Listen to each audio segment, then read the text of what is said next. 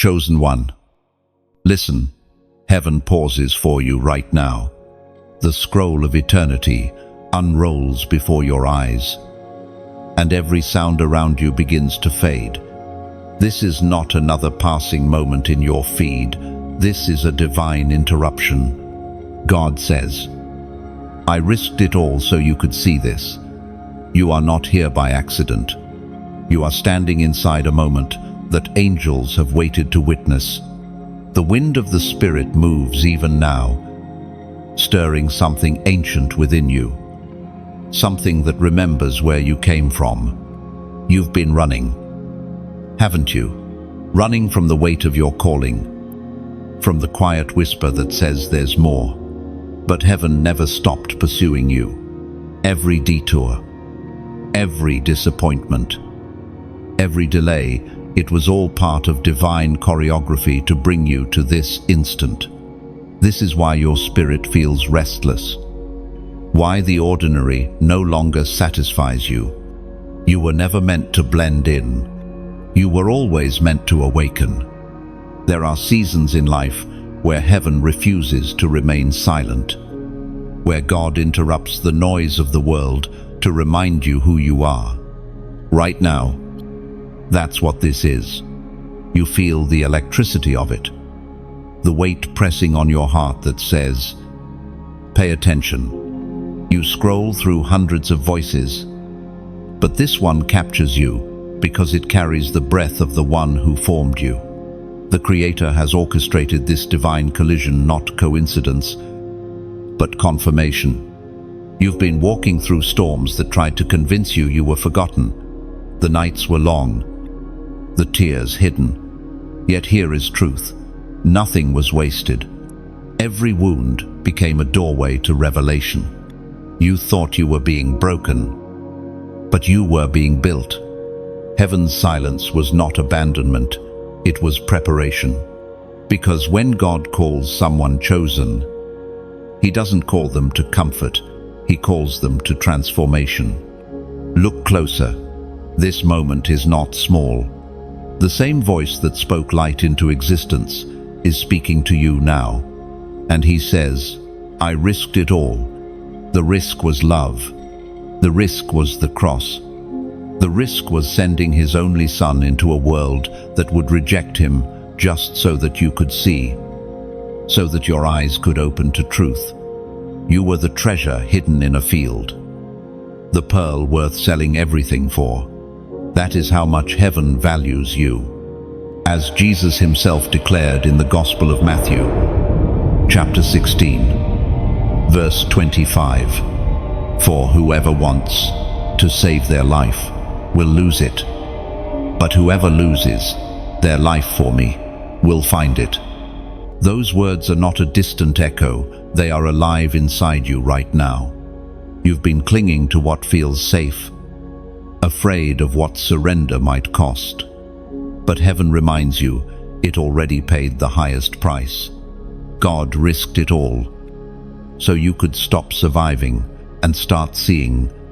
Every fear that told you you're not enough was a lie meant to blind you. Every voice that said, you've gone too far, was darkness trembling at the thought of your awakening. Chosen one. This message is divine intervention. You might have been moments away from giving up, from closing your heart one last time, but heaven pressed pause on everything to get this through to you. The Father says, I haven't changed my mind about you. You think the delays mean denial. They don't. They mean refinement. The silence meant you were being tuned to hear a higher frequency, the sound of His purpose aligning with your heartbeat.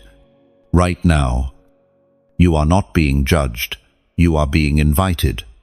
Invited into a vision that's bigger than fear, stronger than rejection, deeper than pain. Feel it, the air around you thick with presence. The same Spirit that hovered over the deep in Genesis hovers over your chaos now, preparing to speak. Let there be light, and where there is light, darkness loses its grip. You are not ordinary. You are the vessel through which heaven wants to reveal its glory in this generation. That's why you've been under attack. That's why people misunderstood you. That's why the pressure felt unbearable. The higher the calling, the heavier the warfare. But hear this: what tried to destroy you will announce your arrival. Chosen one. Don't let this moment slip by like the rest. Lift your eyes. Take a deep breath. The one who risked it all is still fighting for you, still believing in you, still calling your name through the noise. If this word burns in your spirit, don't stay silent. Type 999 inches, the comments right now, as a prophetic act that you see that your eyes are open, that your spirit receives this. And before you leave, make sure you like, share, and subscribe, not just for a channel, but as a declaration that you choose alignment with heaven, because this is just the beginning. The story is unfolding, and heaven refuses to let you miss your part. You can feel it, the lingering echo of what was just spoken still vibrates through your chest. I risked it all, he said, and as the echo fades, revelation begins to dawn within you. Love, this costly, can never be casual. It was not a distant affection. It was not an abstract mercy. It was a love that risked everything, a love that placed eternity's hope in fragile human hands. You see, the story of divine love has never been safe. From the moment God breathed life into humanity, he risked heartbreak. He risked rejection. He risked the possibility that the ones he formed from dust would turn away, but he did it anyway. Because love without risk isn't love, it's control. The creator of galaxies chose vulnerability so that you could one day understand what love truly is. Every time you doubt your worth, heaven remembers the cost. Every time you wonder if you matter, the cross stands as a reminder that you mattered enough for God to wager his glory against your freedom. The angels still marvel at it. The way infinite majesty allowed himself to be confined to flesh and pain, just so your eyes could see truth. And when the heavens watched him walk among men, they saw the living embodiment of risk, love dressed in humility, compassion wrapped in skin. Every miracle he performed, every tear he shed, was proof that he wasn't afraid of your humanity. He entered your story knowing the pain, knowing betrayal would come, and still he chose the path of surrender. That is the heart of divine courage, to give all. Even when the outcome is uncertain, there's a moment, chosen one, when you begin to grasp this truth, not with intellect, but with spirit. Suddenly, every wound makes sense. Every unanswered prayer becomes sacred, because if God could risk his heart for humanity, then maybe your heartbreak, too, is a space where heaven is learning to reveal itself through you. Maybe the risk of love is the only way real transformation happens.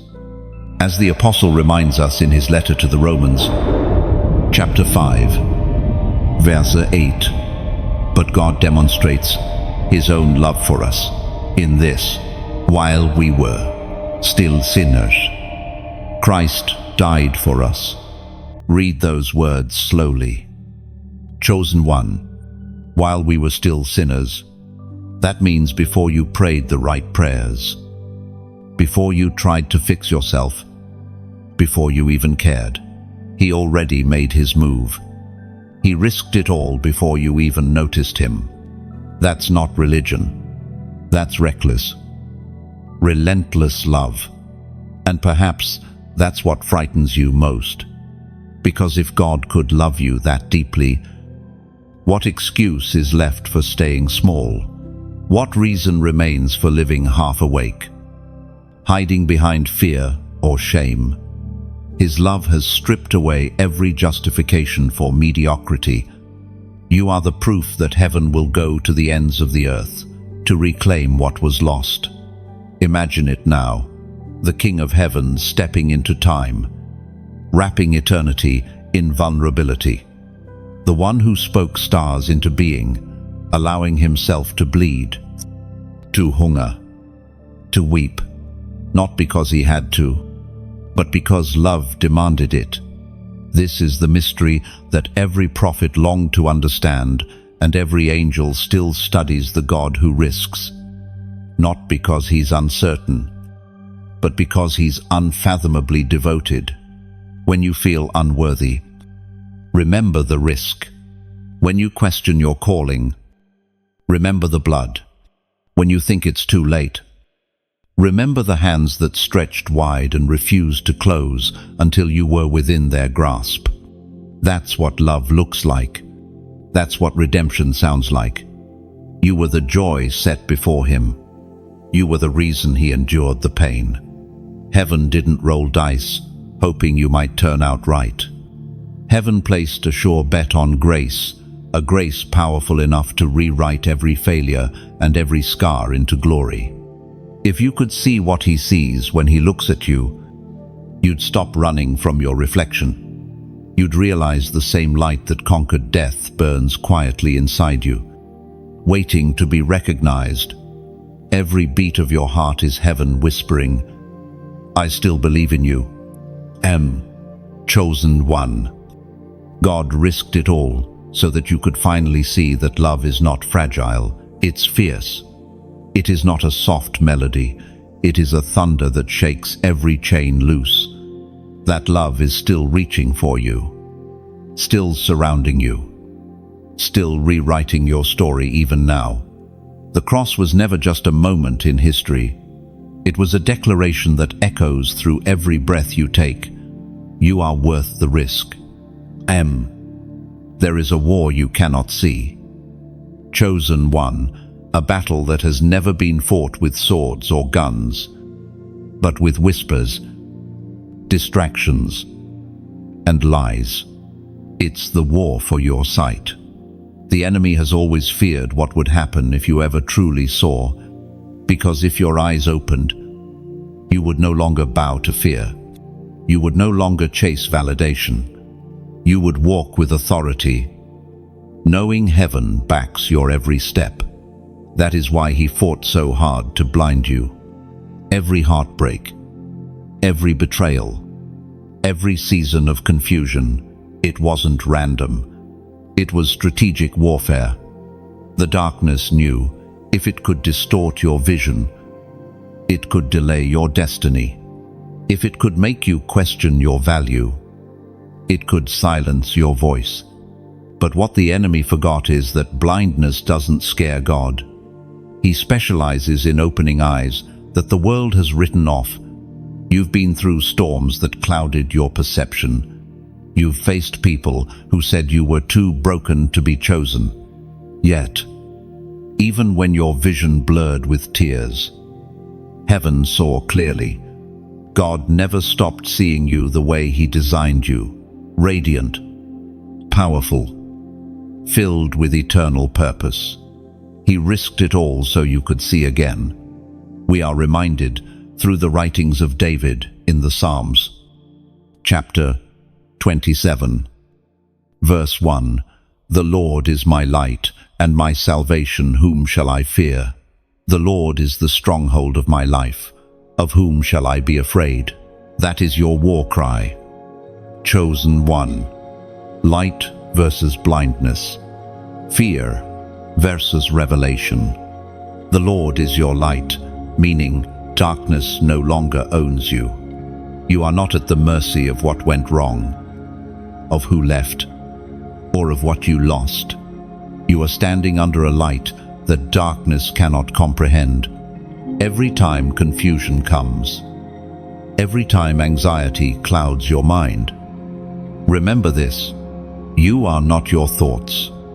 The enemy's greatest weapon is distraction. If he can keep your eyes on what's temporary, you'll never see what's eternal. That's why your focus is sacred territory. Guard it with prayer.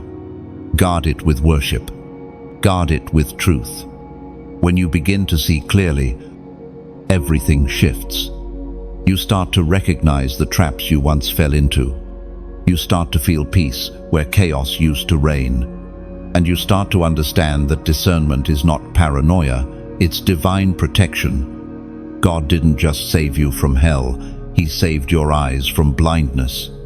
You've walked through seasons where people lied about you, where your worth was questioned, where everything you built seemed to fall apart. And you thought it was punishment. But it wasn't. It was purification. God allowed some things to collapse so that you could learn to see Him in the ruins. Because vision birthed in pain sees deeper than comfort ever could. You are being trained for spiritual accuracy. Heaven is sharpening your perception until you can look at a storm and still declare peace. Until you can face darkness and still see destiny. Until you can look in the mirror and see royalty instead of regret. That's the kind of sight the enemy fears. Chosen one. You've been walking blindfolded long enough. God says, it's time to see, not just with your eyes, but with your spirit. See who you are. See what's possible. See that you were never disqualified. You were refined. You were never abandoned. You were hidden. Hidden so that the wrong eyes couldn't recognize what heaven was shaping. And when that clarity begins to rise, the same voices that doubted you will have no choice but to witness your restoration. Because when God restores sight, He also redeems reputation. The same people who saw your fall will see your rise. This moment is not about looking back at what blinded you. It's about looking forward with eyes reborn in fire. You are being trusted with vision again. And when you see correctly, you move correctly. When you see truth, you speak differently. When you see destiny, you stop wasting energy on distractions. So pause right now. Let this truth settle in your spirit. Feel the weight of revelation pressing through the fog. Heaven whispers, this is what I risked it all for. If this word pierces you, if you feel the veil lifting from your eyes, declare it aloud in the comments. I see clearly. Write it not just as words, but as prophecy, because when you confess sight, heaven confirms it. When you speak light, darkness loses power. This declaration is not small. It's the sound of chains breaking. You, chosen one, are stepping into a season where you no longer see from pain, but from purpose. The war for your sight ends here. The risk heaven took is now fulfilled in your vision. Heaven once waited in silence. Chosen one, there was a moment before you were aware of divine timing, when all of creation held its breath. The angels stood still. The stars dimmed their song, and even the wind seemed to pause, because in that fragile instant, eternity waited for you to awaken. You were not forgotten in the silence, you were being formed within it. Every great story begins in stillness. Before God spoke light into existence, there was darkness and quiet. Before Christ rose, there was the tomb and 3 days of silence. The waiting seasons are not wasted, they are wombs, not graves. You thought heaven was ignoring you, but it was orchestrating your transformation behind closed veils. The silence was not the absence of God, it was the presence of purpose being prepared in secret, in your still moments. When prayers seemed unanswered and your soul felt heavy with questions, Heaven was at work. The pauses in your life were divine punctuation, giving rhythm to your story. The Creator knew you needed stillness to build strength, just as an archer pauses before releasing the arrow. Without the silence, you would have rushed into destiny unprepared. It is written in the book of Isaiah, chapter 30, verse 15, "In quietness and in trust shall be your strength." Of you, too, and have walked through your own crucifixion moments, the kind where every promise feels suspended, where your prayers seem to echo back, unanswered. But understand this, heaven's silence is never final. It's the quiet before resurrection. The same power that raised Christ from the grave is waiting to raise you from your despair. There is beauty in that waiting.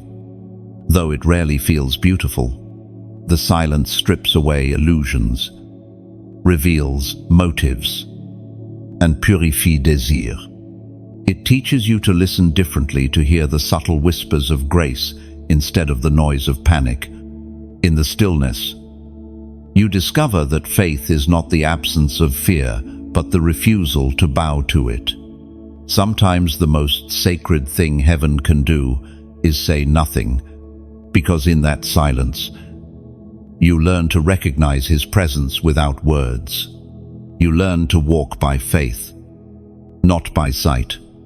You learn that His absence was only a test of perception, not a reflection of abandonment. The truth is, He never left you. He simply trusted you enough to mature in the quiet. And though it was painful, that stillness was holy ground. It was where your spirit learned endurance, where your prayers became pure, and where your roots grew deep. Every tear you shed watered the soil of purpose. Every unanswered question became an altar of surrender.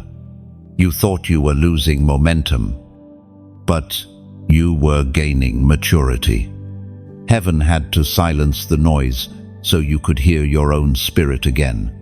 In that sacred quiet, God taught you to wait, not as one defeated, but as one expectant.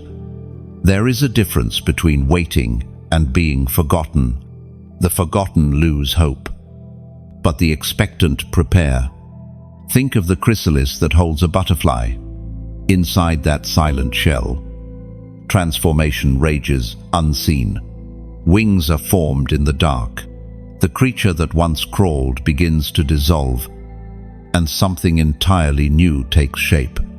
That's what the silence did to you. It reshaped you from the inside out. And when the time came, heaven released the word. The pause lifted. The silence broke. And suddenly everything made sense. The waiting, the weeping, the wondering. Every delay had purpose. Every quiet moment held divine strategy.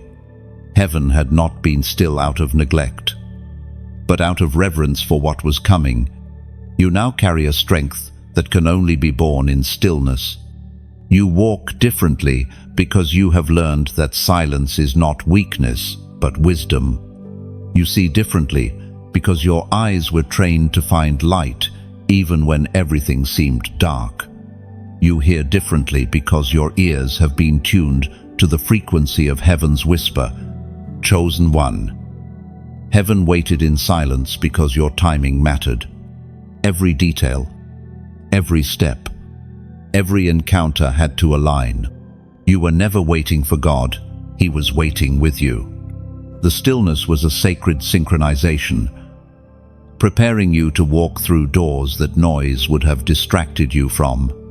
Now, when silence comes again, and it will, don't panic. Don't rush to fill it with words or worry. Remember Isaiah's promise. In quietness and trust, your strength is renewed. The silence is where heaven breathes on your soul. The silence is where glory is conceived. And when heaven speaks again, you will know that every second of stillness was worth it. You stand now before the great exchange. Chosen one, the sacred intersection where heaven's love met humanity's rebellion. The cross and the covenant. This is where everything changed. The place where blood rewrote destiny, where mercy confronted judgment, where eternity bent low to lift you up. It wasn't just a symbol of suffering, it was a door, a covenant carved into wood and sealed with blood, declaring once and for all, you are free. You must understand, the cross was not an accident. It was an agreement between heaven and earth, between the divine and the dust. Every nail was a signature. Every drop of blood was a word in the eternal promise that said, I will never leave you. The covenant was costly because love always is. And yet, God did not hesitate. He risked everything so that you could walk in a freedom unshakable, irreversible, eternal. Heaven did not barter with your worth it, declared it. The moment Christ stretched his arms wide, heaven and earth kissed. The Creator made a covenant that cannot be broken by your failure, your fear, or your past. It was written in blood, and blood cannot lie. The voice of God thundered in the book of Exodus, chapter 12, verse 13, when I see the blood, I will pass over you, and no plague will destroy you. End of. But many walk through life unaware of its power. They see the cross as history instead of the heartbeat of now. Yet the covenant was never meant to sit in a book. It was meant to live in you. Every breath you take is a reminder that love paid the ultimate price so you could breathe freely. The cross is more than wood and nails. It's a bridge. Imagine a chasm so wide you could never cross it alone. You stand on one side broken, weary, unworthy. On the other side stands your purpose, your peace, your God. The cross falls across that canyon, forming a bridge strong enough to carry you home. Every step you take across it is grace made visible, and though the bridge is strong, it requires faith to walk upon it. That is your covenant response to trust what you cannot see, to step onto mercy as if it were solid ground, because it is. This covenant is like a lighthouse in a storm. When the waves of doubt rise high, when the winds of fear howl loud, that light still shines, guiding you back to safety. You may drift, you may stumble, but the covenant keeps calling. Come home. That's why you've never fully drowned in despair. The light has never gone out. Chosen one. There is a tenderness in this truth. God didn't make this covenant with perfect people. He made it with the broken, the bruised, the lost. He made it with you. And the more you understand this, the more peace will flood your soul. You'll stop trying to earn what was already given. You'll stop fearing you'll lose what can never be revoked. The blood covers you still, even when you forget, even when you doubt. It doesn't stop speaking. It whispers forgiveness when guilt screams. It sings hope when shame tries to silence you. The covenant is not fragile. It's forged in the unbreakable heart of God. Let this sink in. You are not trying to get into covenant. You are living from it. You are walking in promises that were written before time began. You are carrying a seal that darkness cannot counterfeit. And now, chosen one, as you carry this revelation, remember, this message exists because light must continue to travel, like a flame passed from torch to torch. It burns brightest when shared. If this word has touched your heart, let it ripple outward, like this message, so others may find it when they need it most. Share it. Because someone you know is standing at the edge of despair, needing to remember that the blood still speaks. If you feel led, you can subscribe, not as a gesture of habit, but as an act of alignment. This space is a covenant table where we gather to hear heaven's heartbeat, and if your spirit stirs to donate, do so, not out of obligation, but out of revelation. You are watering the very soil that nourishes others. Every seed you plant here turns into another voice, lifted in hope, another light in the dark. You see, supporting this flow of words is not just generosity, it's covenant participation. Just as the cross was the bridge between heaven and earth, your giving becomes a bridge between message and messenger, between revelation and reach. You become part of the living chain that keeps divine truth alive in the hearts of those still searching. Chosen one. Remember, the covenant is not a contract to sign, it's a heartbeat to carry. Let the sound of that promise echo in your spirit tonight. You are covered. You are loved. You are marked by grace. The moment of awakening arrives quietly. Chosen one. It doesn't always come with thunder or lightning. Sometimes it slips in through the cracks of an ordinary day. A whisper instead of a roar. But you feel it, the tremor in your soul. The stirring that tells you something has shifted. What once seemed like coincidence now feels like choreography. What once felt random now reveals divine rhythm. God says, "This is the moment I've been preparing you for."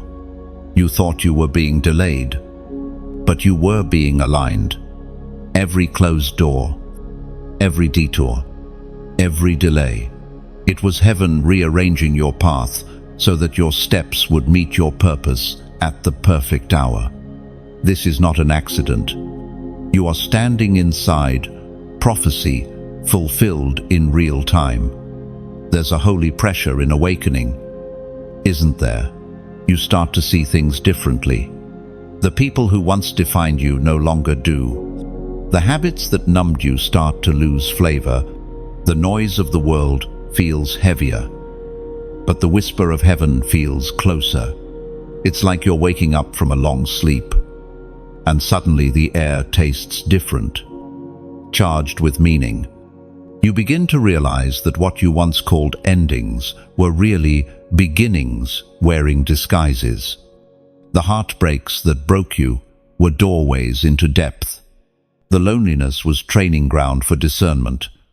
God was never punishing you. He was preparing you to see beyond the visible, to hear what others miss, to walk where few dare. According to what is revealed in the book of Proverbs, chapter 3, verse 6, "In all your ways acknowledge him, and he shall direct your paths." Your awakening isn't about becoming something new. It's about remembering what you've always been. You were born with light inside you, but the world layered it with fear, comparison, and doubt. Now heaven peels those layers back, revealing the original design. The you that heaven recognizes. The you that darkness tried to bury, but couldn't destroy. This is the hour of remembering. You remember your name, the one heaven calls you, when no one else is listening. You remember that every scar has purpose. You remember that your presence alone shifts the atmosphere because you carry something eternal. But awakening is not always gentle. It demands surrender. It demands letting go of what feels safe so you can grasp what's sacred. Sometimes God will shake everything unstable, not to hurt you, but to help you stand on truth. The shaking isn't destruction, it's realignment. And when that light bursts forth, when you finally see through heaven's eyes, something inside you breaks. But in the best way, your pride breaks, your fear breaks, The illusion that you were ever alone breaks. You realize the hand that carried you through fire never once let go. This is your moment, the one heaven risked everything for, the one the cross prepared, the one the silence refined. You were meant to see it not through the lens of pain, but through the eyes of promise. God is revealing why it all happened. And suddenly, even your confusion starts to worship. Chosen one. As this light expands inside you, something sacred happens. You start to awaken others just by existing. Your words carry a new frequency. Your eyes carry fire. People feel peace when you walk into a room, and they don't know why. It's because you've seen something they haven't yet remembered. Heaven celebrates every awakening. Angels rejoice not when you become perfect, but when you become aware, awareness that you were never disconnected, awareness that God never left, awareness that love has always been the point. That's the real miracle. Eyes that see, hearts that understand. And right here, as you read this, heaven leans in again. The same spirit that hovered over the deep in creation now hovers over you, whispering, "Wake up, my beloved. See what I see. You are not behind. You are exactly where I need you to be." End of. This is the unveiling, the beginning of the next chapter, the point where your sight aligns with heaven's blueprint. And if you can feel that stirring, if your heart is pounding because this feels personal, it's because it is. This is your divine confirmation. So let's mark this moment in the spirit. If you feel the light turning on within you, type 555 inches, the comments right now, not as superstition, but as a prophetic act, a way of saying, I see it, I receive it, I am awake. Let those numbers become your banner of remembrance, your declaration that you have stepped into divine awareness. Chosen one. Your awakening is not a phase, it's a homecoming. The veil is gone, the path is lit, the silence has served its purpose, and heaven smiles, because you finally see what it risked, everything to show you. The scars tell the story. Chosen one. Every mark you carry, seen and unseen, whispers of battles fought and survived. You used to hide them, ashamed of the evidence of pain, but heaven calls them proof. Proof that you endured what tried to end you. Proof that grace outlasted the wound. You see, in the kingdom of God, scars are not symbols of weakness, they are seals of victory. When you look back at your life, you can trace the fingerprints of God through every fracture. The places where you bled became the places where light now shines. You thought those wounds disqualified you, but they qualified you for compassion. Pain has a strange way of producing empathy. Those who have suffered most often love deepest. Your scars, chosen one, are your credentials in the ministry of healing. There were moments you begged God to erase the pain, to undo what had been done, but He didn't erase it. He transformed it, because if He erased it, you might forget how far you've come. If He erased it, the lesson would fade. Transformation is more powerful than removal. What once bled now glows. What once hurt now helps. You carry resurrection in your very skin, as was spoken in the sacred texts of old. In the book of Isaiah, chapter 53, verse 5, He was wounded for our transgressions. He was bruised for our iniquities. The chastisement of our peace was upon Him, and by His stripes we are healed. As Those words do not just describe Christ's suffering, they describe the divine exchange. His stripes became your healing. His scars became your song. Through his pain, you were given peace. And now, through your scars, others will see hope. That is how heaven works. It multiplies redemption through those who have been restored. You've wondered why your healing took so long. You thought it was weakness, delay, or punishment. But healing is not a moment. It's a process of revelation. God doesn't just close the wound. He teaches you what it meant. Each scar holds a message, a memory, a mirror reflecting both pain and promise. When you touch it, you remember what tried to break you. But you also remember who rebuilt you. Every scar on your soul is evidence that love intervened. The betrayal that once shattered you now gives you discernment. The loneliness that suffocated you became the soil where intimacy with God was born. The failures that embarrassed you taught you humility and endurance. Heaven wastes nothing. What the enemy meant for evil has become your testimony's foundation. Think of Thomas, who doubted until he touched the risen Christ's wounds. It was the scars that convinced him the resurrection was real. In the same way, your scars will convince others that grace is not theory, it's reality. When they see your strength, they will ask how you survived. And you'll point not to perfection, but to mercy. You may not realize it, but heaven has been using your pain as a pen, writing truth across the canvas of your life. What looked like random suffering has become sacred script.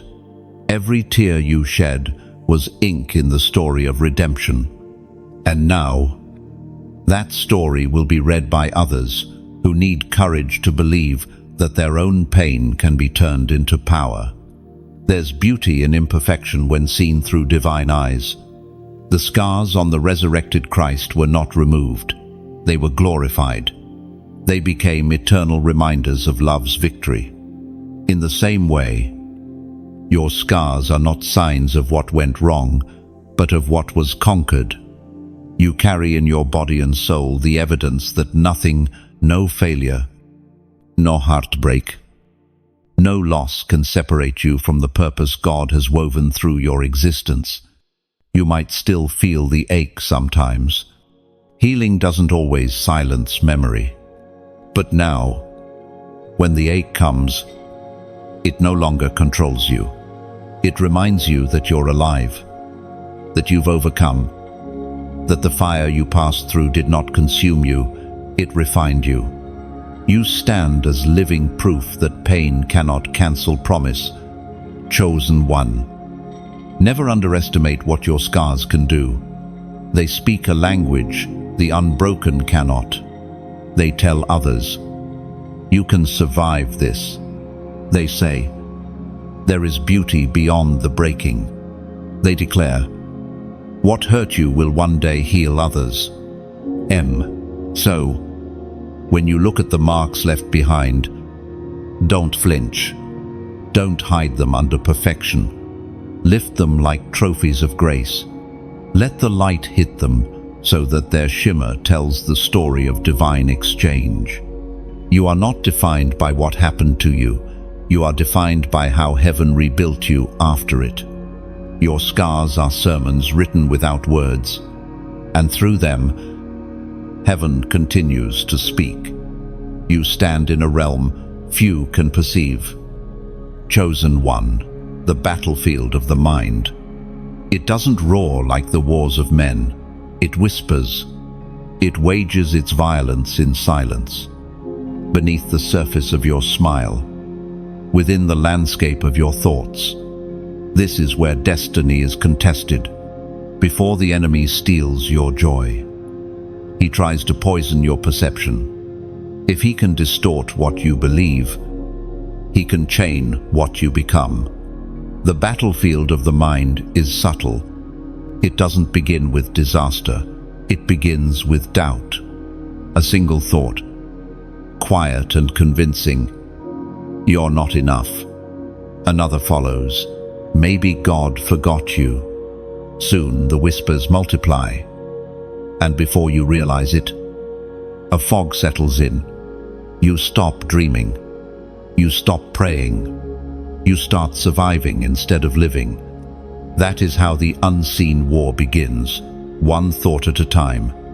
But heaven has not left you defenseless. God knew the war would not always be visible. So he equipped you with armor for the unseen. The moment you were chosen, heaven placed divine weaponry within you, truth for lies, peace for panic, praise for heaviness, faith for fear. Every time you choose gratitude over anxiety, forgiveness over resentment, hope over despair, you strike back. You win. The Spirit spoke through the Apostle Paul in the book of Ephesians, chapter 6, verse 11. Put on the full armor of God, so that you can take your stand against the devil's schemes. These words are not metaphor alone, they are instruction. The armor is not distant imagery, it is reality woven into your spirit. The belt of truth steadies your identity when lies pull at your worth. The breastplate of righteousness guards your heart from condemnation. The shield of faith extinguishes the fiery darts of doubt. The helmet of salvation reminds you that your mind belongs to heaven, not to fear. And the sword of the Spirit, God's word, cuts through confusion like light through fog. The enemy doesn't fight fair.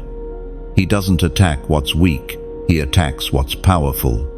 The fact that your mind has been under assault is proof of how dangerous your clarity is to darkness.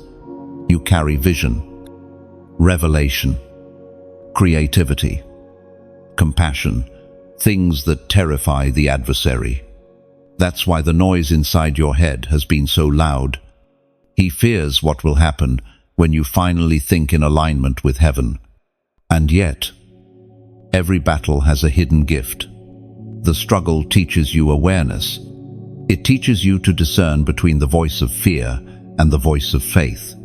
You begin to notice patterns, the way despair arrives quietly, the way lies borrow your tone to sound like your own thoughts. And in that awareness, you reclaim territory. The war loses power when you recognize its tactics. There are days when the battlefield feels endless, when your thoughts feel heavy as lead. You wonder if peace is possible. But remember, victory is not the absence of battle, it's the awareness of authority. The power of the Spirit within you is not fragile. It does not waver when doubt rises. Even when you feel unsteady, your armor holds. Even when your faith trembles, the one who clothed you does not. When your mind feels like a storm, speak truth into it. Speak peace into it. Your words are spiritual weapons. What you declare reshapes what you experience. Say it aloud. Even in the dark, I have the mind of Christ. My thoughts are not my enemies, they are my territory. Heaven moves when you speak like you believe that. Every warrior of light must face this internal war. Even the prophets wrestled with despair. Even Jesus, in Gethsemane, felt the weight of anguish in his mind. You are not weak because you struggle. You are chosen because you still stand. The war within is the sign of your awakening, not your failure. And as you stand on this mental battlefield, realize something profound. Peace is not passive. Peace is a weapon. It's not the quiet after war. It's the stillness that disarms it. When you remain calm while chaos screams, darkness loses control. When you choose trust over panic, You pull heaven into the battlefield. So breathe. Chosen one. The war for your mind is being won right now. Heaven is reinforcing you with clarity, fortifying your thoughts with strength. The fog will lift. The noise will fade. The storm will bow to stillness. And you will see that the battlefield was never meant to destroy you. It was meant to reveal the warrior within you. You are not losing your mind. You are reclaiming it. You are not falling apart. You are being reassembled in divine order. And soon, the same mind that once tormented you will become the instrument through which heaven speaks peace into others. The battle is fierce, but you are fiercer.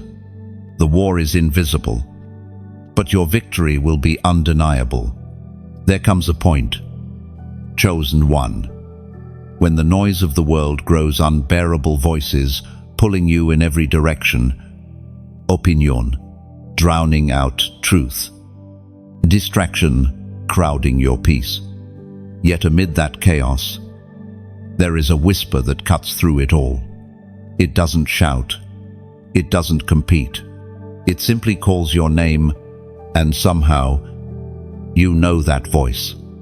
It's the same one that spoke stars into existence. The same one that said, "Let there be light." That voice has always known you. It speaks not to your ears, but to your spirit. It doesn't need volume because it carries authority. You've tried to silence the world before turning off your phone, isolating yourself, chasing moments of quiet. But this is a different kind of silence. This is the stillness where you finally hear heaven. The whisper in the chaos isn't faint because it's weak. It's faint because it's holy. You see, the world has conditioned you to respond to volume, to equate loudness with importance.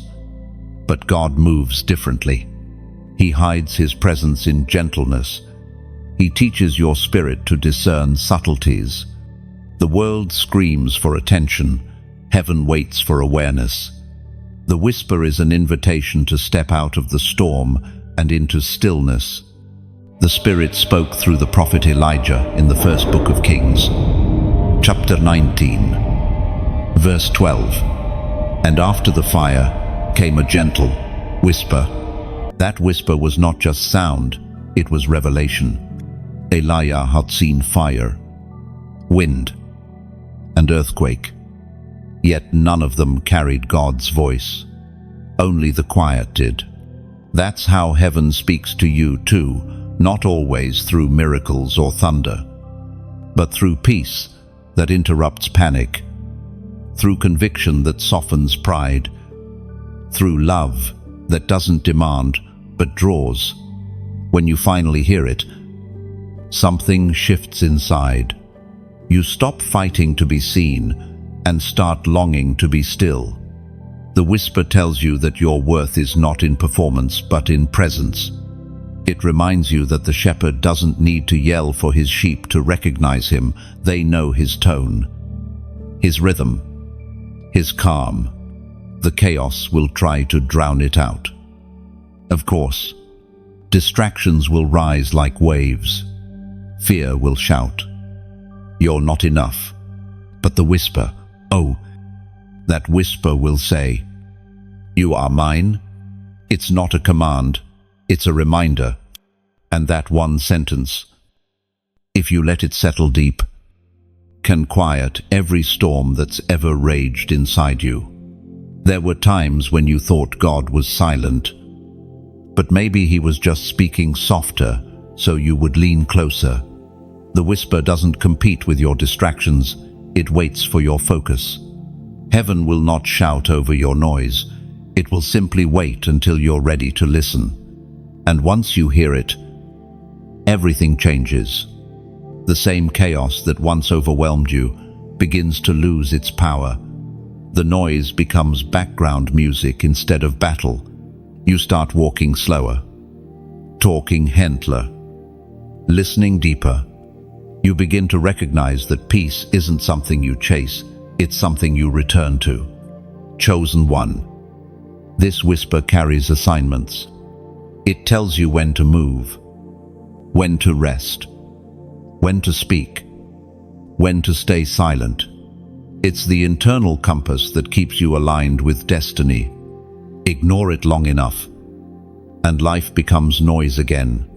But when you honor it, when you listen, heaven begins to orchestrate your steps in rhythm with eternity. The whisper may ask you to forgive when you want revenge, to stay when you want to run, to believe when logic screams impossible. But that's because it sees the bigger picture. It's the voice that knows what's waiting beyond the chaos. Sometimes it will break you, sometimes it will rebuild you, but always it will lead you closer to truth. And in that truth, you'll find rest that no world can counterfeit. So, pause for a moment. Breathe. Feel that calm wrapping around you. Even now, the whisper hasn't stopped.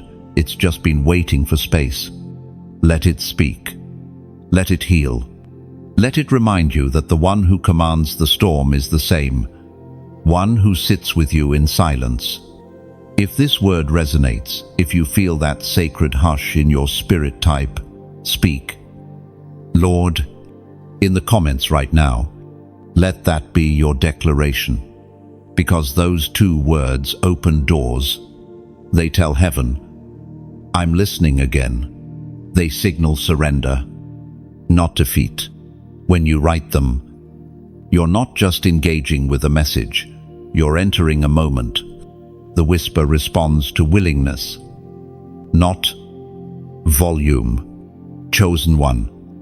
In a world of noise, your peace will be your proof. The whisper is your compass, and those who learn to hear it will never be lost again. You stand, now, chosen one. At the edge of decision, the place where heaven watches and history waits. The choice before the dawn. The sky is dim. The world between night and light. And you feel the weight of something sacred pressing on your heart. Every destiny has a threshold. And this is yours. One step, and everything shifts. This is not about punishment or fear. It's about alignment. Heaven has opened doors before you, but heaven will not force you through them. God respects your will too deeply to override it. You must choose obedience or delay, purpose or comfort, movement or stagnation. Every dawn begins with decision. You've been here before, haven't you? Standing between what's familiar and what's promised. The comfort of what you know pulls one way. The call of the unknown pulls another. It's terrifying and beautiful, because this is the proof that you are alive in destiny's timing. The ancient words recorded in Deuteronomy, chapter 30, verse 19, still echo today. I have set before you life and death, blessings and curses. Now choose life, so that you and your descendant may live. That command is not just for the past, it reverberates through your spirit right now. Every decision you make is a seed. Every seed becomes a harvest. Heaven has already planted grace, but your choice waters it. To choose life means to align with the rhythm of heaven, even when your flesh prefers ease. You can feel it, the tension between the two worlds. The darkness whispers, wet, you're not ready. But light responds, now is the time. Every moment you delay obedience, your spirit grows restless, because obedience is oxygen to the soul. Without it, even success feels suffocating. Maybe you fear what obedience will cost. Maybe you've counted the risk, but have you counted the cost of staying where you are? The danger isn't in stepping out, it's in standing still. Stagnant water breeds decay, but moving rivers stay alive. Your obedience keeps your purpose flowing. Think of it like a sunrise. The sky doesn't argue with the coming light, it simply yields.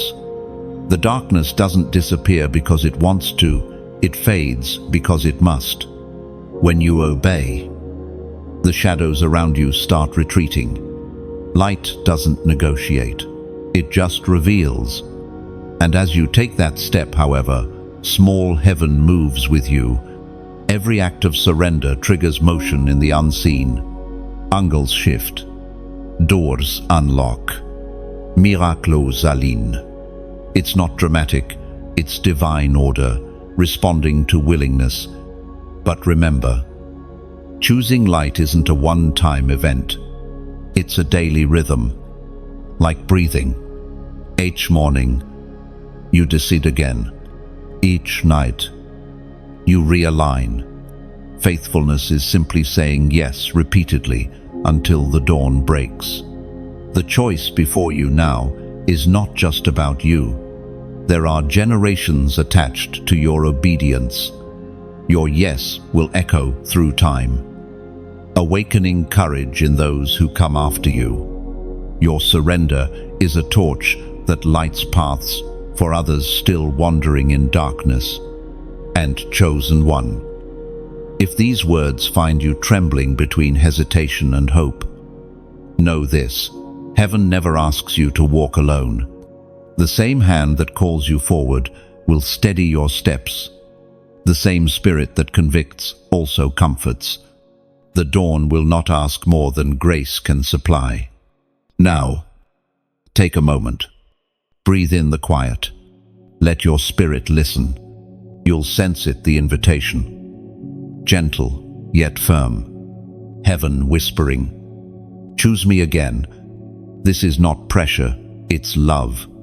The kind that refuses to watch you settle for less than everything you were created to be. And if this message has stirred that deep knowing within you, if it feels like God is confirming something you already felt, then let's honor that moment together. Like this message, as a symbolic step of agreement, share it. Not as promotion, but as participation, like passing a flame from your candle to another still unlit. Subscribe, not for algorithms, but for alignment, so you stay close to the sound of reminders that call you higher.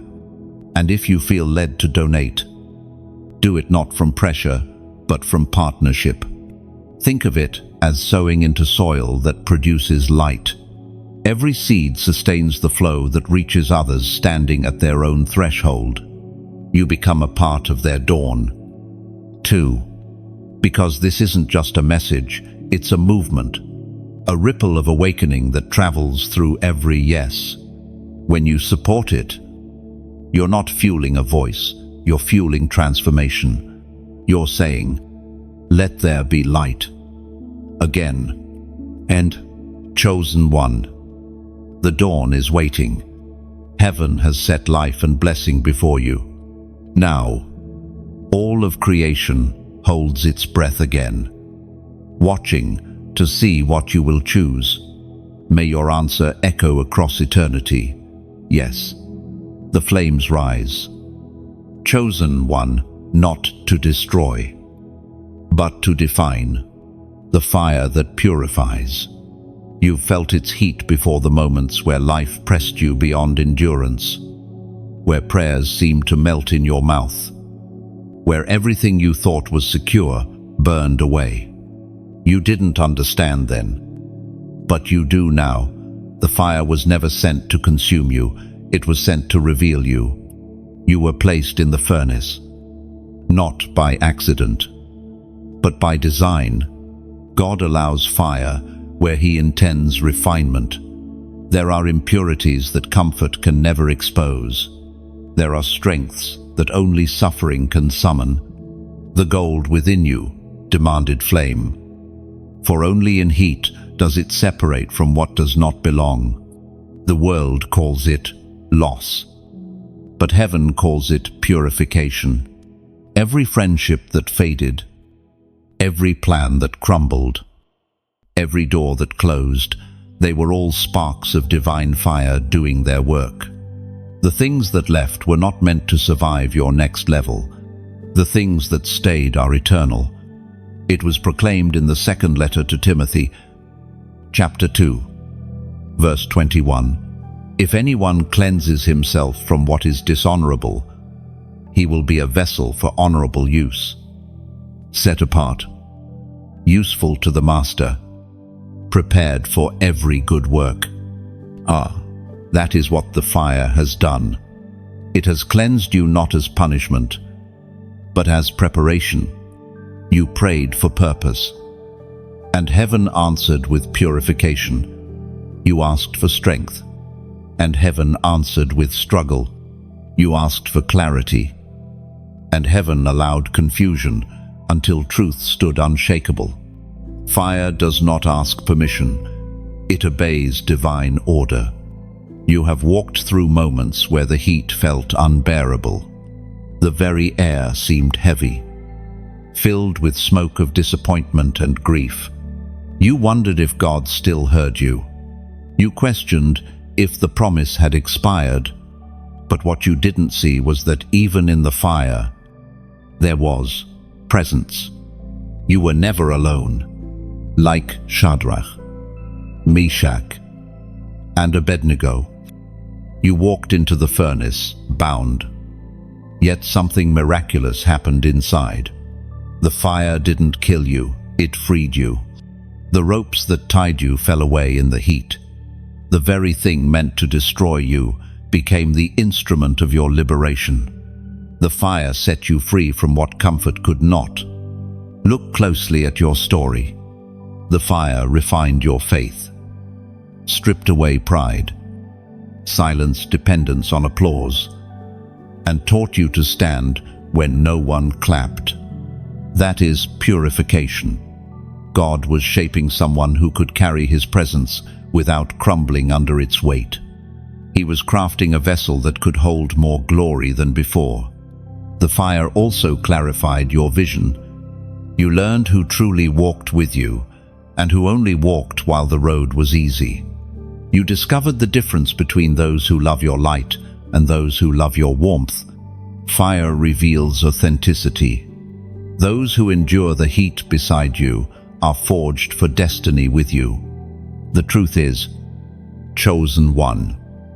The fire is mercy disguised as pain. It burns away illusion so that only truth remains. It removes the unnecessary so that you can move unhindered. It teaches your heart to beat in rhythm with heaven's furnace, where holiness and love blend into the same flame. The enemy hoped you'd resent the fire, that you'd curse the very process designed to crown you. But instead, you've learned to dance within it, to trust its timing, to worship while it burns. That is the mark of maturity, to recognize purification not as cruelty, but as care. And though it hurts, this refining doesn't last forever. There comes a moment when the fire quiets, when the smoke clears, and you look around and realize you are still standing. Not only standing, but shining. The gold within you gleams brighter than before. The impurities have gone. The voice of fear has been silenced.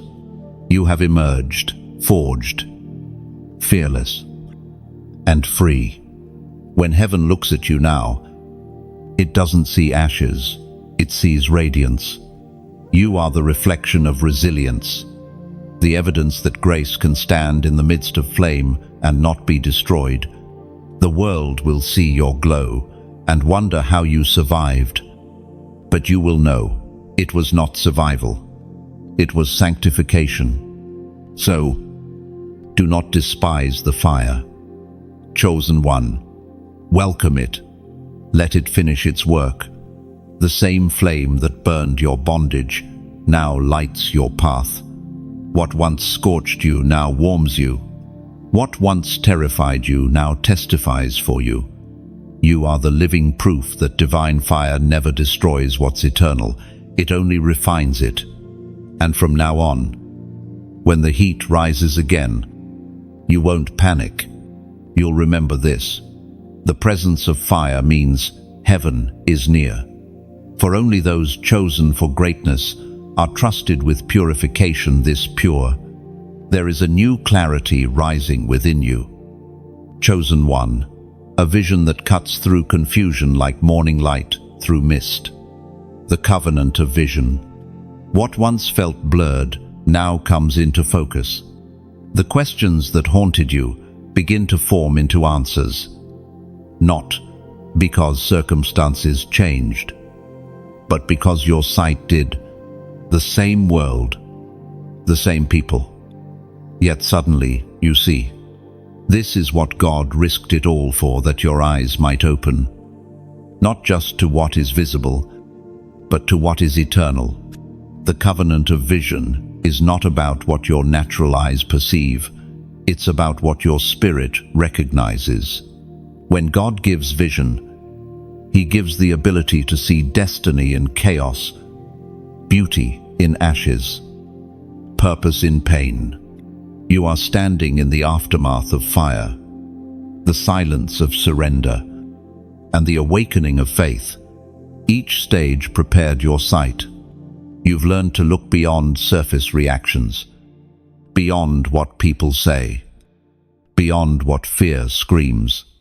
Now, your eyes are trained to see patterns of grace, the fingerprints of heaven in ordinary moments.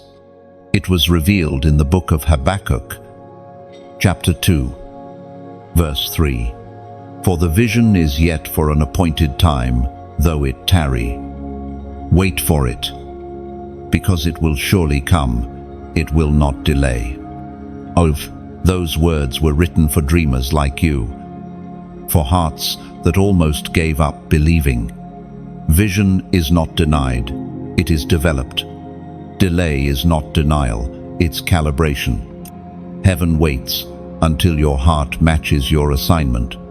The covenant of vision means heaven trusts you enough to show you glimpses of what's coming, not to tease you, but to train your trust. Sometimes you saw pieces of the promise but didn't understand the timing. You grew frustrated, wondering if you had misheard God. But now you realize the vision was never wrong. The season simply wasn't ready. Like a seed planted in winter, it had to rest in darkness before it could bloom. And now, you begin to see sprouts, signs of life where you once saw loss. The clarity doesn't come all at once. It comes in layers. Each revelation unfolds another detail of the divine picture. And the more you see, the more you understand why some things didn't work out, why some doors had to close, why some people had to leave. You are being positioned for precision. The covenant of vision also changes the way you interpret pain. What once looked like failure now looks like refinement. What once felt like rejection now feels like redirection. Vision redeems the past by revealing purpose in it. You start to thank God not only for what happened, but for what didn't. There's a calm that comes with true sight. You no longer chase what doesn't align. You no longer panic when plans fall apart. Because you can see that the collapse of one thing is the construction of another. Vision births peace, because seeing from heaven's perspective means you stop fighting divine timing. Chosen one. This covenant is sacred. Heaven entrusts it only to those who have survived blindness without bitterness. You've proven that even when you couldn't see, you kept walking. That faith opened your eyes. And now, you carry a vision that isn't just for yourself, it's for others too. You will speak, and people will begin to see. You will create, and others will awaken. You will pray, and blind eyes, spiritual and emotional, will open. This is what the covenant does. It multiplies clarity. God doesn't just restore your sight, He uses your story to sharpen the sight of others. You become a mirror that reflects his perspective to those still trapped in confusion. That is why your journey took time. He was crafting you into a lens through which others would glimpse eternity. You may not feel ready, but vision doesn't require perfection, only purity. Keep your heart clean, your motives aligned, your gaze fixed on the one who gave the vision, because distraction will always try to distort what revelation reveals. The enemy cannot destroy what he cannot see, so he tries to blur your focus. Guard it, protect it like a flame in the wind. And right now, if this word resonates, if you feel clarity unfolding where confusion once lived, acknowledge it in faith. Type 444 inches, the comments. Let that number be your declaration that you see clearly now, that heaven's lens is aligned with your own, not as superstition, but as prophecy, each digit a reminder, vision, alignment, manifestation. Let your comment be more than engagement. Let it be an altar. The moment your fingers move, you're saying, I agree with what heaven shows me. And heaven responds to agreement faster than it responds to complaint. You are entering a covenant of sight, one that will continue to sharpen until everything God promised stands visible before you. Chosen one. This is not the end of your seeing, it's the beginning of true vision. You will no longer wander. You will no longer guess. The fog has lifted. The path is clear. The covenant is active. You can finally see. You can feel it now.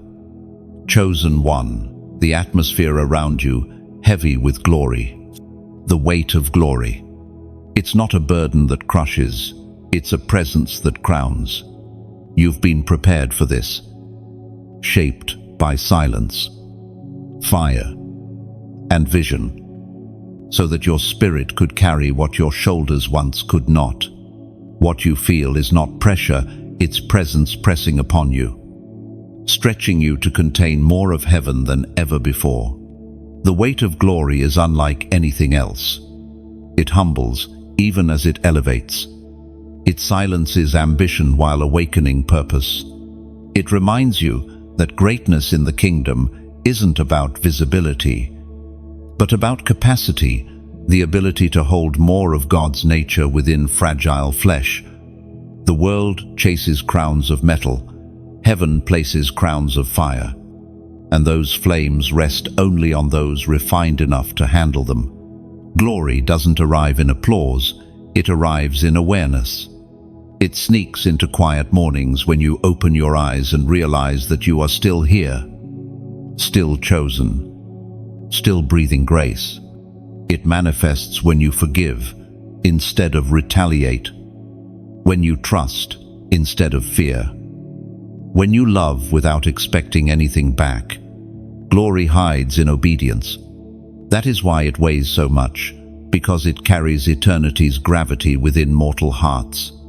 The Apostle reminds us in his second letter to the Corinthians, chapter 4, verse 17, "For our light affliction, which is but for a moment, is working for us a far more exceeding and eternal weight of glory."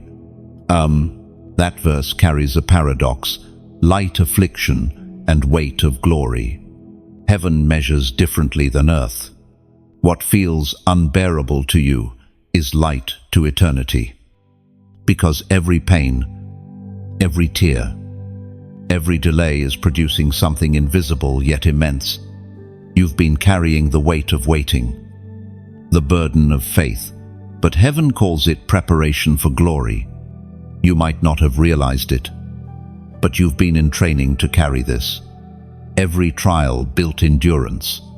Every disappointment taught depth. Every closed door expanded your capacity for patience. Each heartbreak stretched the chambers of your heart until it could hold compassion wide enough to mirror God's own. Glory cannot rest on shallow hearts. It requires space.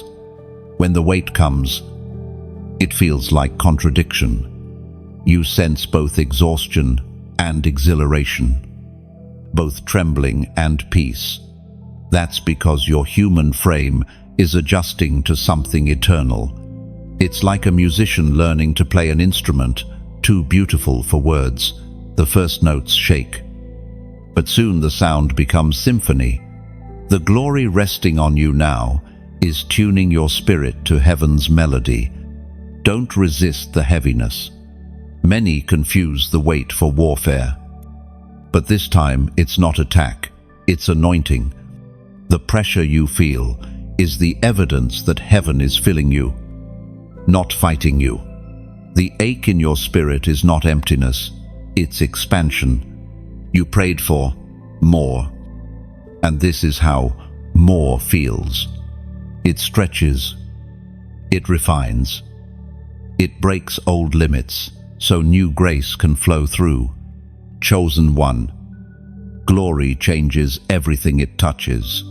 It alters how you speak, how you see, how you love. It sharpens discernment and deepens peace. It makes your presence an atmosphere. People will begin to feel something when you walk into a room, not because of your strength, but because of the residue of divine presence you carry. You won't have to announce it. Heaven will announce itself through you. But remember, carrying glory requires humility. The same fire that fills can also consume pride. The moment you begin to think it's about you, the weight becomes unbearable. That's why God allows thorns alongside thrones, so that dependence remains. Glory rests safely only where surrender stays constant.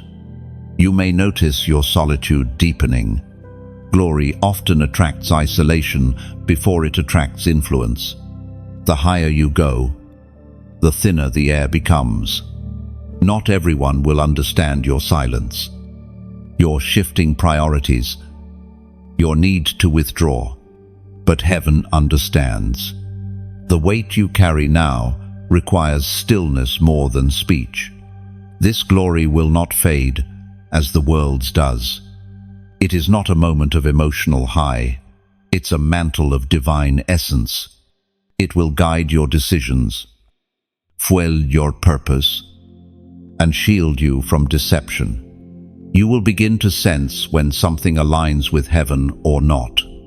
You will walk lighter, yet carry more. That is the mystery. The heavier the glory, the lighter the soul. Chosen one. Never forget, this weight is a sign of trust. Heaven wouldn't rest this mantle upon you if you weren't ready. You've proven faithful through the furnace, steadfast through silence, surrendered through struggle. Now heaven marks you not just as survivor, but as carrier. The same glory that rested on Moses, that filled the temple, that overshadowed Mary, now rests within you. Walk gently, speak slowly, move intentionally. The world may not understand what you carry, but creation does. It recognizes its maker within you. That's why doors open without explanation, why peace follows you like shadow. The weight of glory has found a resting place, and it chose you. The air feels different now. Chosen one. What once resisted you now begins to yield. The turning of the tide. You can sense it, a subtle yet undeniable shift in the unseen. The winds that once pushed against you are now propelling you forward. The seasons that once silenced you are now singing your name. What was meant for harm has become a current carrying you into destiny. It happens quietly at first, not with explosions or announcements, but with small signs. The heaviness in your chest begins to lift. What used to drain you now seems powerless to touch you. Peace replaces panic where confusion once lived. This is how heaven turns tide softly, steadily, until suddenly everything flows in your favor. You endured the droughts, the storms, the silence, and the fire. You were faithful when nothing made sense. That endurance has triggered a divine reversal. The laws of resistance are shifting because obedience has authority over opposition. The same waves that tried to drown you are now lifting your vessel, as Jesus himself declared in the Gospel of Mark, chapter 4, verse 39. He arose and rebuked the wind and said unto the sea, Peace, be still. And the wind ceased, and there was a great calm. That same voice still speaks over your life. The winds that once roared against you recognize that tone. They have no choice but to obey. The turning of the tide is not coincidence, it's command. Heaven has spoken over your chaos, and the waters must realign. Think back on everything you've survived. Each trial carried weight, yet none destroyed you. You bent, but you did not break. You lost some things, yes, but you found yourself. And now, the divine order that governs creation begins to reconfigure around your obedience. Favor, long delayed, starts to move toward you. Opportunities you thought were gone forever begin to resurface. People who once overlooked you start to notice again, not because you changed your worth, but because heaven changed your visibility. The turning of the tide doesn't erase the past, it redeems it. The same waters that once represented pain now wash your feet in peace. The places that were once prisons become testimonies. The names that once mocked you will become stories of how God defended his chosen. Sometimes the shift feels surreal. After so long in struggle, ease can feel unfamiliar. You keep waiting for something to go wrong, because you've grown used to surviving storms. But this season isn't a trick, it's transformation. Heaven is teaching you how to live in the flow, not in the fight. Rest doesn't mean weakness, it means victory has been established. Chosen one, when tides turn, gratitude becomes your anchor. Don't let pride replace the humility that carried you here. Remember how every breakthrough began in prayer. Every open door began in surrender. The same God who calmed the storm is the one steering your ship. You don't need to grab the wheel, you just need to stay aboard. And yet, this turning isn't just for your comfort, it's for your calling. When the tides change, they bring new cargo to your shore. There will be responsibilities attached to this favor, new assignments, new voices to uplift, new battles to intercede for. Blessing is never meant to end with you. It flows through you. That's how tides work. They move, they give, they return. There's also a certain holiness in this shift. You'll begin to see how everything connects: the waiting, the refining, the silence, the awakening. Each chapter was preparing you for this one. You had to learn peace in pressure so that peace would rule you in prosperity. You had to endure lack so that abundance wouldn't own you. Heaven always trains its soldiers before sending them into victory. You'll notice people drawn to you, curious about your calm. They'll ask how you kept faith through years of resistance. That's when you'll tell them the truth, that the God who commands storms also commands tides. That what looked like endings were really beginnings beneath the surface. You'll teach them what you've lived, that surrender is the strongest strategy. This turning isn't loud, it's layered. Some of it will happen around you, some within you. Your mind, once weary from battle, begins to rest in quiet assurance. Your heart, once cautious, begins to hope again. Your steps, once uncertain, now move with purpose. That's how you know the shift is real. Peace becomes your proof. Chosen one. The tide has turned. You are stepping into the current of divine momentum. Let it carry you. Let it wash away the residue of former fears. The same waters that once buried your confidence will now baptize your calling. You don't need to fight anymore. You just need to flow. And as you do, heaven smiles, not because you've escaped the storm, but because you've learned how to walk through it without drowning. The tide turns not only around you but within you. You have become calm itself. You have reached the threshold of purpose. Chosen one, the place where preparation meets commissioning, the commissioning of the chosen. You have walked through silence, fire, awakening, vision, and glory. Each step was not a detour, it was divine military training. And now, heaven opens its hand and places the mantle upon your shoulders.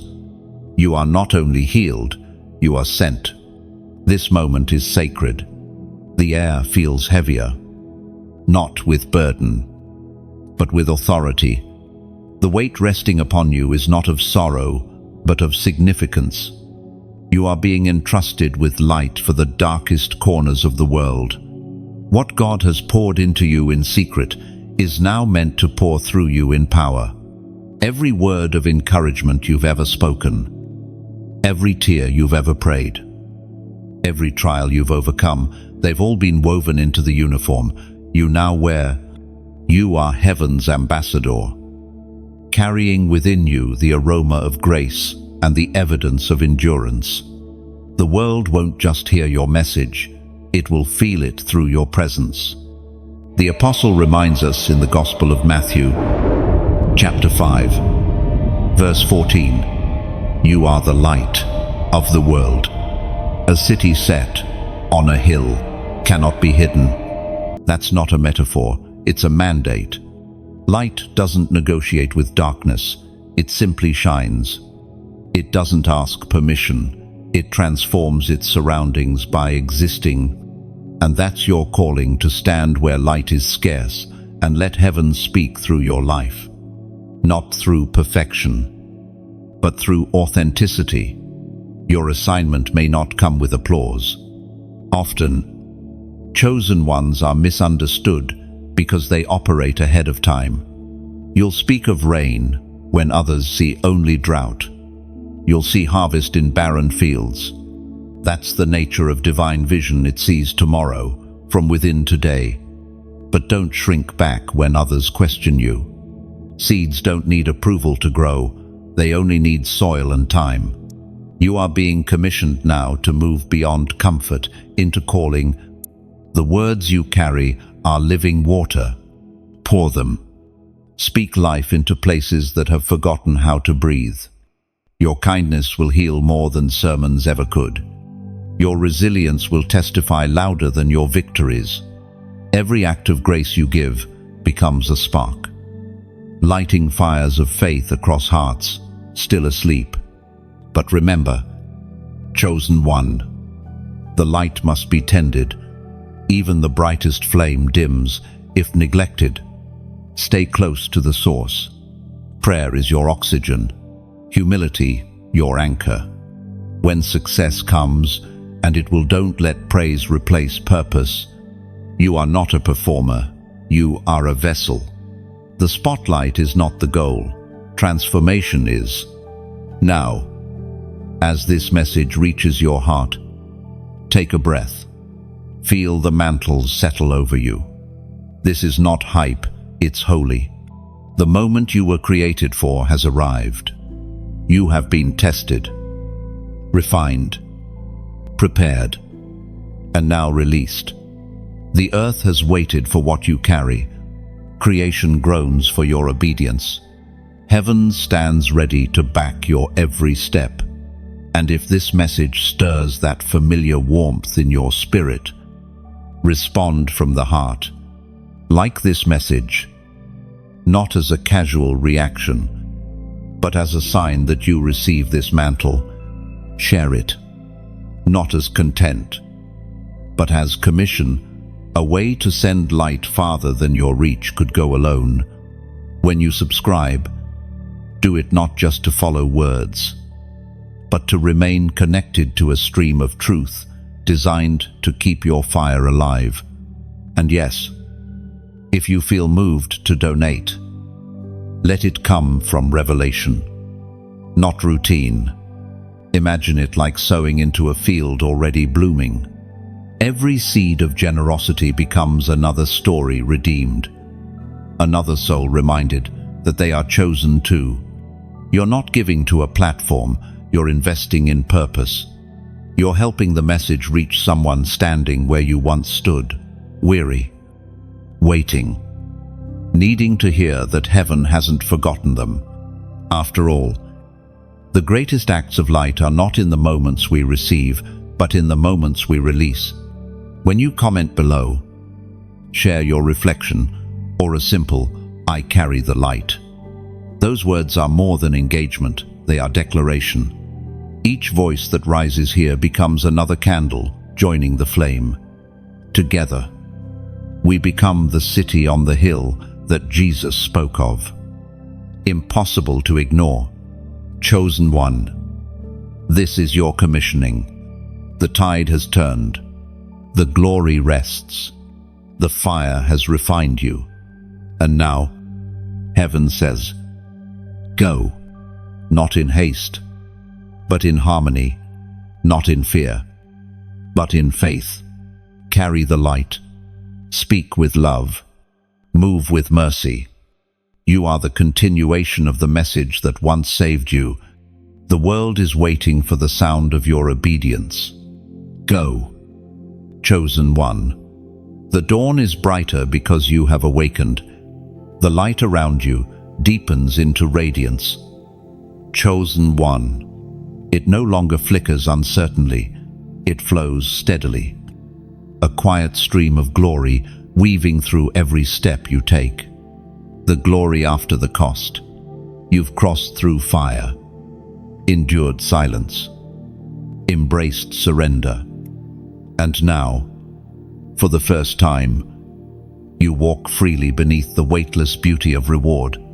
Not a worldly prize, but a holy fulfillment, the peace that follows obedience, the fruit that follows faith.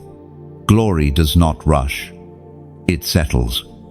It rests where trust has been proven. Heaven does not decorate the untested. It crowns those who endured. The glory you feel now is not borrowed. It's born. Every tear you shed has become oil. Every wound you carried has turned into a window through which light escapes.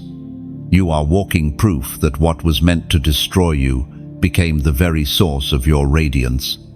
At first, it may feel strange to live without the constant ache of survival. For so long, pain was your companion. But now, peace greets you instead. The same world that once felt hostile begins to reveal its beauty again. The smallest things: a sunrise, a stranger's kindness. The sound of your own laughter feels sacred. You realize that heaven's greatest gift is not the absence of storms, but the presence of calm inside them.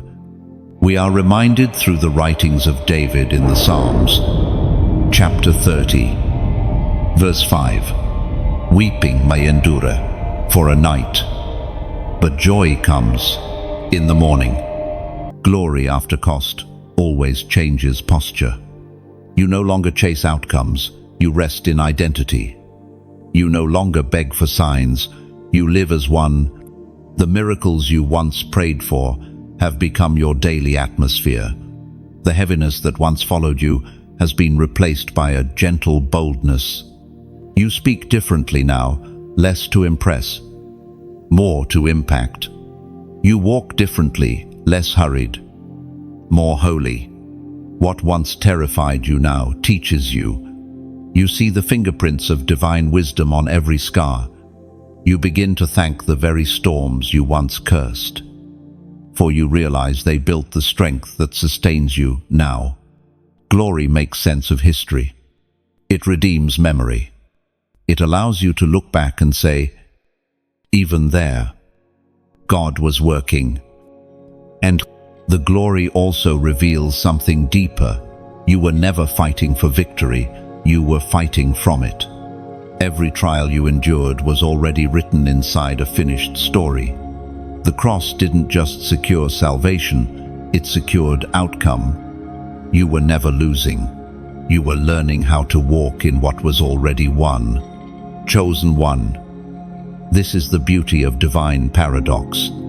The higher the cost, the deeper the peace, the more intense the refining, the brighter the reflection, the greater the surrender, the greater the strength that follows. Heaven's mathematics doesn't subtract, it multiplies through sacrifice. Every time you laid something down, something eternal rose up within you. And now, heaven trusts you with serenity. That's not a small thing. Peace is power disguised in gentleness. It's what the world cannot counterfeit, what darkness cannot mimic. The enemy can imitate noise, excitement, emotion, but he cannot fake peace. It is heaven's signature on a soul that has endured everything and still believes. You will find that glory after cost feels like returning home. There's no striving here, no pretending, no proving, just being, just breathing, just resting in the reality that grace truly is enough. You'll see how every unanswered prayer was answered differently, how every loss led to deeper love, how every ending was simply a transition into transformation. And though this glory is radiant, it is not for display, it's for service.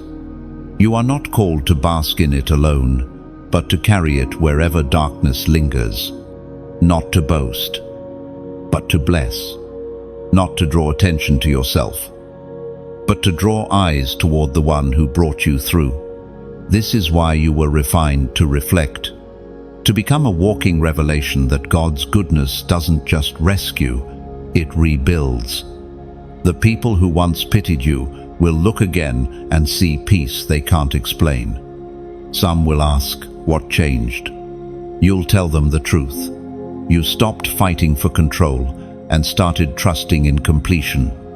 You'll speak not as someone who escaped the storm, but as one who found peace in its eye, chosen one. This is the reward after the risk, the beauty after the ashes. You've paid the cost in tears, and heaven has repaid you with light. You don't need to chase glory. It has already found you. Walk softly now, carrying calm as your crown. You are living testimony that every sacrifice was worth it. The air is still again, chosen one. But this stillness is different. It is not the silence of uncertainty, it is the calm of completion, the eternal reminder. You stand on the far side of everything you once feared, and as you look back, the journey unfolds before your eyes like a tapestry of light and shadow woven by unseen hands. Every thread, the joy, the fire, the loss, the revelation has found its place in the pattern.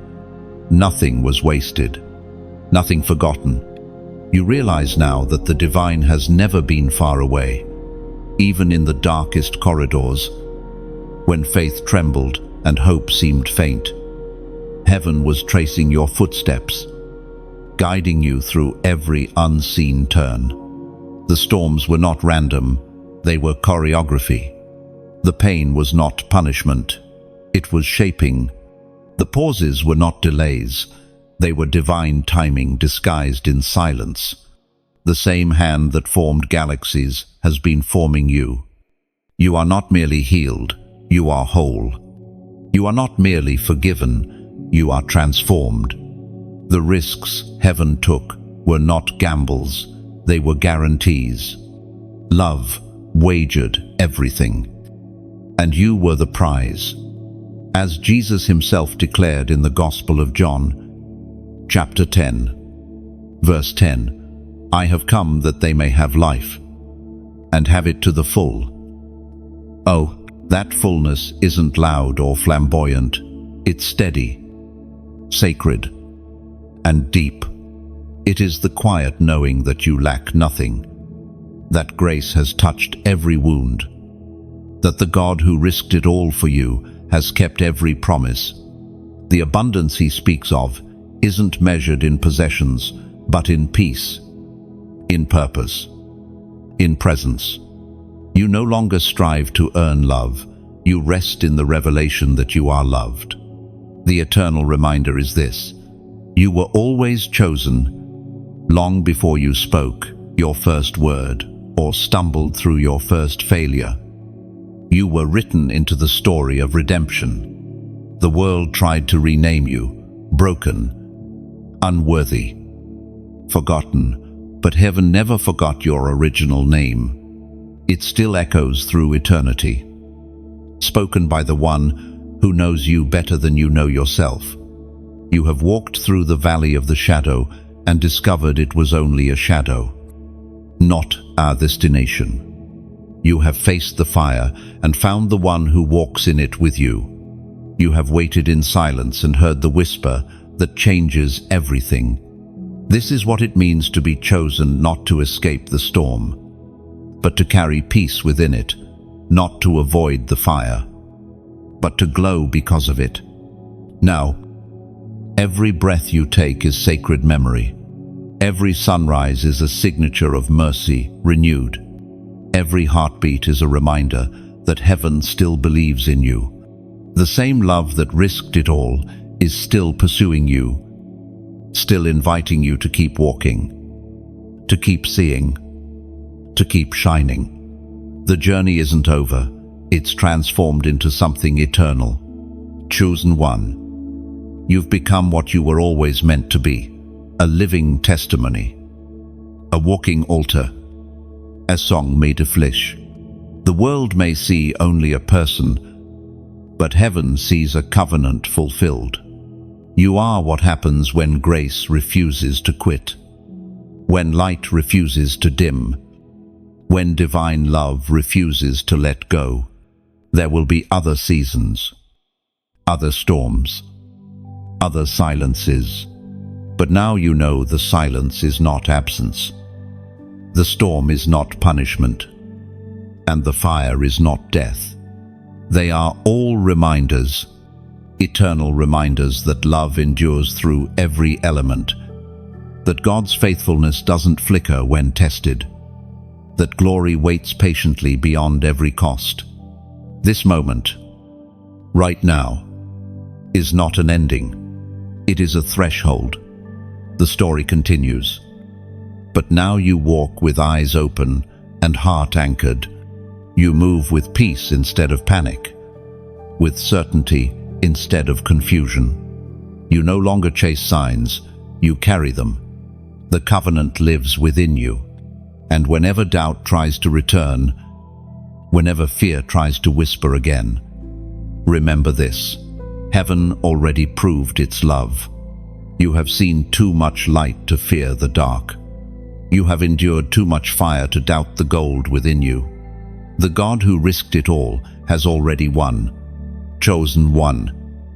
The story written about you is eternal. It does not fade with seasons, nor end with death. You are living proof that heaven's love is worth every risk, every wound, every moment. You were never forgotten. You were being prepared. You were never unworthy. You were being refined. And now, you are everything heaven hoped you would become: awake, alive, aflame. Carry that reminder everywhere you go. It is your compass when you wander, your anchor when you tremble, your song when you forget, You are the fulfillment of divine intention, the proof that love never fails.